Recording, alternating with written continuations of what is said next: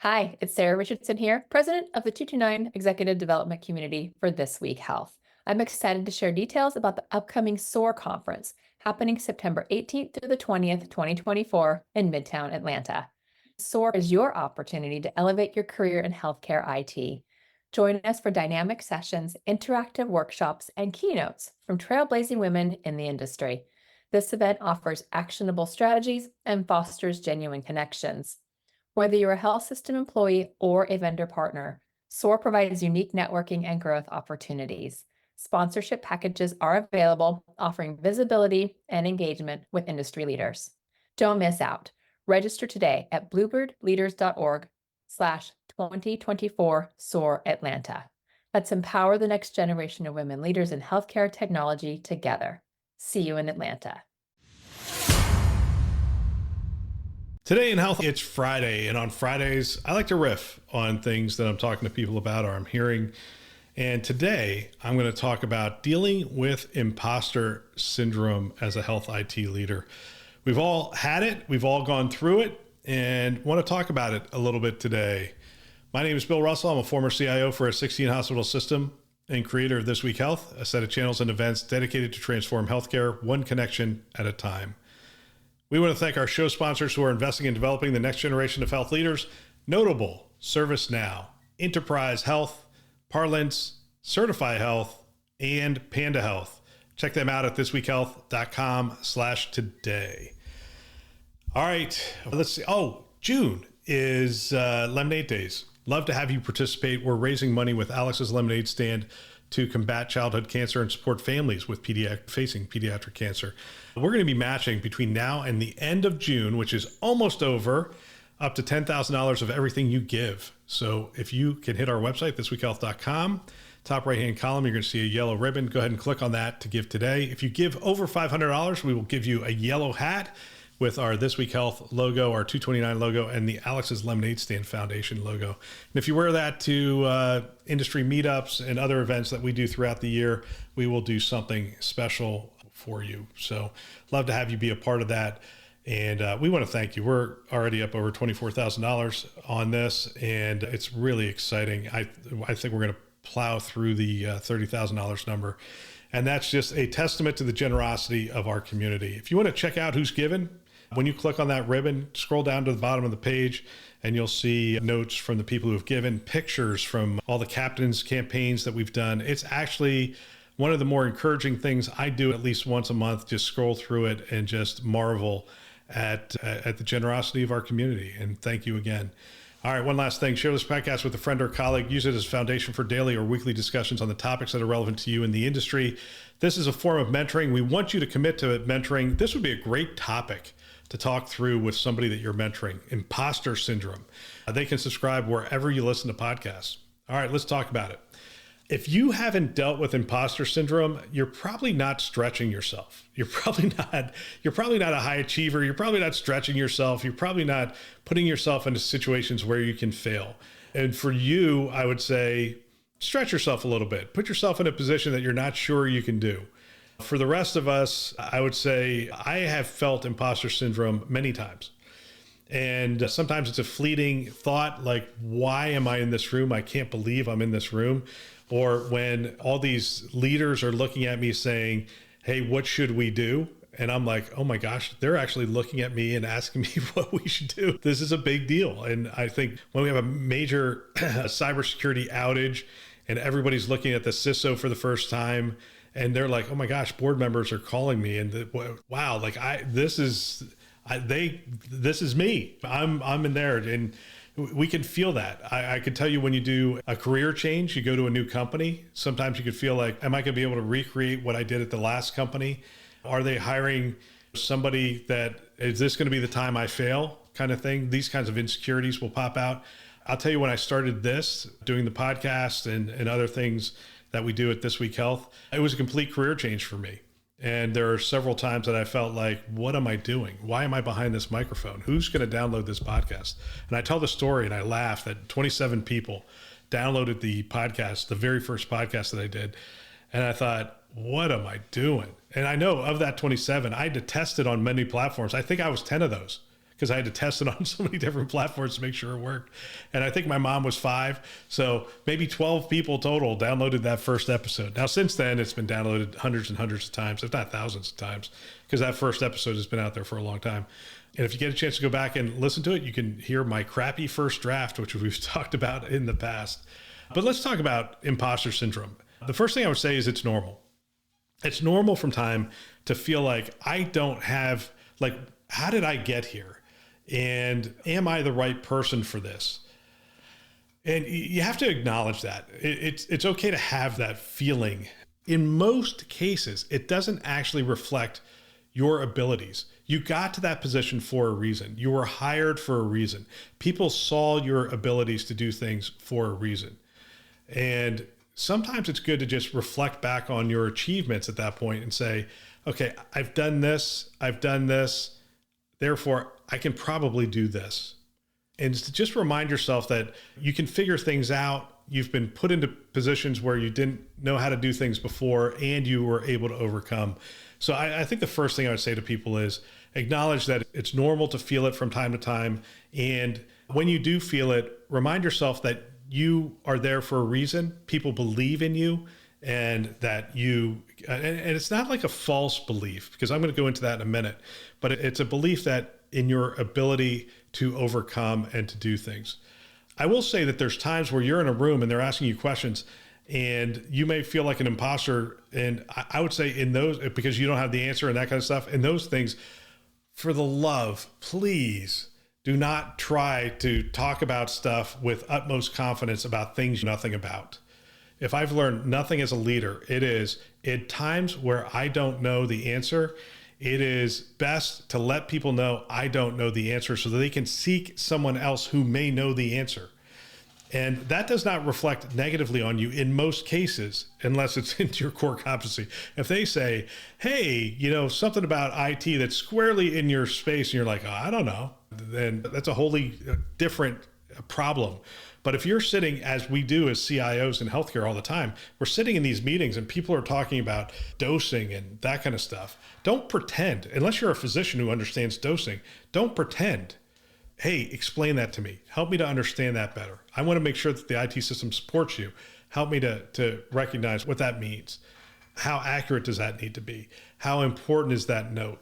Does that note get messed up? And ask questions. Turn yourself into a learner in those moments. Don't try to be something that you're not. And that's sometimes you're experiencing imposter syndrome because you're trying to be something that you're not, or you're trying to do something that you should not be doing. Like you are outside of your area of expertise. But anyway, I'm gonna keep going. It's when I first started at St. Joe's, the first couple of months, I felt like a complete imposter. It was my first job in healthcare. So I didn't know anything about healthcare. I've told the story before that I made a list of all the specialties within healthcare, and I memorized them because I was sitting across from these people and I'm like, oh my gosh, what do you do? What does that specialty mean? What does that word mean? So I memorized all those things so I could know, oh, this person, they work on, I don't know, they work on kidneys. These people work on cancer. These people work on, it was really that bad. Like I didn't spend much time in a hospital. I didn't have kids who had chronic conditions. I didn't really interact with hospitals much. And I wasn't hired for my healthcare expertise. I was hired for my technology expertise and my innovation expertise. But I had to have enough knowledge to at least interact with people and ask good questions. And I really felt the first couple of months, I felt like such an imposter because they were talking about things that were way over my head. And in those cases, you have to commit to continuous learning. Find those people that you can learn from that is not it's not going to bite you in the end. Find those people that are friendlies, that are willing to teach you, that are willing to come alongside of you, preferably somebody that benefits from your knowledge and you benefit from their knowledge. When I found those doctors that were willing to talk to me and understand things, and they wanted to know how they could utilize technology, and when I felt like I had that trust relationship built up, I could ask them questions. Explain to me how doctors get paid. Explain to me why this is an issue. And when you have that kind of trust relationship, you're able to do that. But commit to continuous learning. by all means, don't continue to be an imposter. If you're an imposter in a situation, if you feel that imposter syndrome perpetually for 6 months or more, and you have committed to learning, you might be in the wrong position. If you feel like an imposter after a year, like you'll have fleeting moments of it, but if you feel like perpetually, man, I am not the person for the job, you may not be the person for the job. But if it's up front, you've just been moved into a new role, commit yourself to continuous learning. Seek mentors. One of the first things I did as a CIO in healthcare was I sought out mentors. And I tell the story of, I asked somebody who should I talk to, and they said, you should definitely talk to the Johns. I reached out to John Halamka and John Glasser, and both agreed to meet with me on the phone. And I just great conversations. And then they recommended I come up to Boston, and I did that and spent time with them. And then I enrolled in one of the classes they were teaching at Harvard. And I got to meet Stephanie Reel, just great, Blackford Middleton, got to meet great people by just engaging in a mentoring relationship. And to be honest with you, it wasn't formal. It's not like I asked John to mentor me, either John to mentor me, but they had mechanisms set up because enough people were looking to them for leadership that they had a class, they had things that they could do that would help me to move along. And there was times where I called, especially John Halamka, who is, a very brilliant architect and programmer. And I said, hey, this is how I think healthcare technology, an architecture for healthcare technology would work. And we would talk about that and about bad ideas around. And that was extremely helpful. So seek mentorship, continuous learning. I think the other thing was to set realistic goals. My first job in healthcare, obviously, is as a CIO. I don't expect to know everything about healthcare within a year or 2 years for that matter. And quite frankly, I am a decade in. I still don't know everything that I would like to know about healthcare. So set realistic goals. What can you learn? What's manageable? And celebrate those victories as you get there, understanding certain things. I remember when they asked me to do an EMR consolidation and migration. And I started looking into what that entails. And I was like, oh my gosh, this is huge. This is a big deal. And I sought all sorts of people, got them around me. And as I was looking at that project, I'm like, there are things I'm going to bring to this table, like how to run an effective project. I'd run multi-million-dollar projects. I'd run projects across multiple geographies. I'd run highly complex projects. So I knew how to run a project.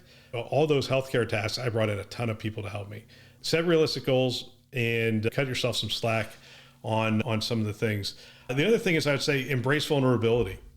When I would sit across from my CMIO, I let him be the expert in those areas. He was the expert in those areas. I didn't have to let him be. He was the expert in those areas. And the chief nursing officer, CNIO, she was the expert in those areas. I let them be who they were. And I was okay saying, I don't know. It's okay.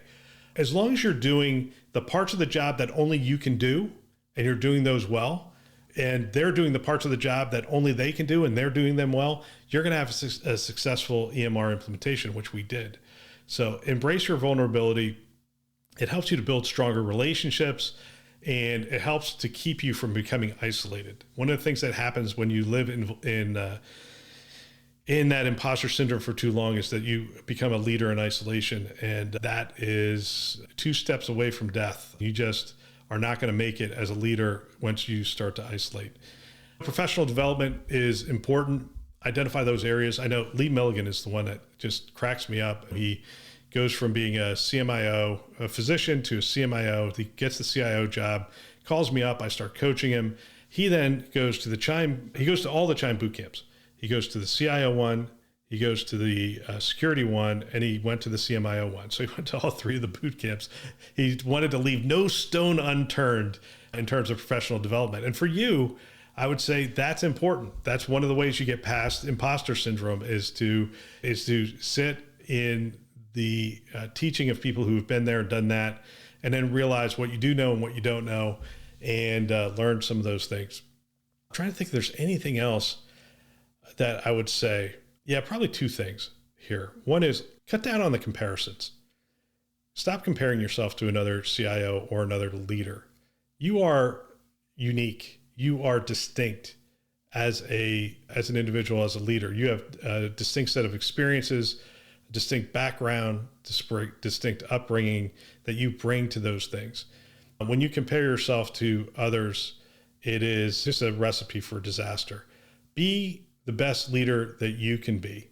Now, you might see qualities in those leaders that you want to emulate. By all means, go after those things, but limit the comparisons. And then the final thing I would say is, don't believe everything you read on social media. And because I read a lot of social media and I read a lot of articles, and I also talk to a lot of healthcare organizations. And I will tell you, at the beginning of my interviews, I typically talk to a CIO for 3 to 5 minutes. And then after the interview, I'll talk to them for 3 to 5 minutes. And you'll hear the interview and you'll be like, oh my gosh, they're amazing. Think about all those great things. You know what I hear the 5 minutes before and the 5 minutes after? How hard things are, how difficult things are, what things aren't working. That never makes it to the podcast. It never makes it on social media. It never makes it into the article. Do not compare yourself to the social media and the stories and the stuff that's out there. Get to the bottom of those stories. If you see a health system doing something that you're like, that's amazing, get on the phone, call the CIO, have a conversation, call the chief, whatever your role is, call the person at that organization and get the full story. A lot of times the full story is not what you read in Becker's, and it's not what you hear on my podcast.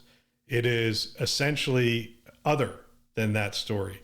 Like, it was a lot harder to get to where they're at than they have let on or what you are reading. And so I will say, don't compare yourself to those CIOs, and by all means, don't believe everything you read or hear, for that matter, especially even from up on the stage. Sometimes get the whole story. All right. Hey, we all struggle with imposter syndrome from time to time. Cut yourself some slack. Look back on what you've accomplished. Recognize that it does take some time for you to step into a new role. Focus on your ability to adapt and to have done things before. That will help you to recognize that you can do this again. Commit to continuous learning, personal development. Go ahead and embrace your vulnerability. It'll help you with your relationships. Limit the comparisons with others. And don't believe everything you read on social media. Please don't. All right. That's all for today. I'm trying to think if there's anything else I want to cover on this topic. This is a great topic, by the way. And the reason I brought it up is a CIO and I were talking, and he says, he told me that he just felt like an imposter way too often. And we talked through it. And when we got to the end of it, I'm like, no, you're a really good CIO. But there are some areas where the thing with the CIO roles is so vast. There's some areas where you are an imposter. Like you're showing up at that meeting, you should show up with a humble attitude. Teach me, learn. I need to learn more about these various things. Interesting conversation. Thought I'd share it with you all. All right, that's all for today. Don't forget, share this podcast with a friend or colleague. Use it as a foundation for mentoring. We want to thank our channel sponsors who are investing in our mission to develop the next generation of health leaders. Notable: ServiceNow, Enterprise Health, Parlance, Certify Health, and Panda Health. Check them out at thisweekhealth.com/today. Thanks for listening. That's all for now.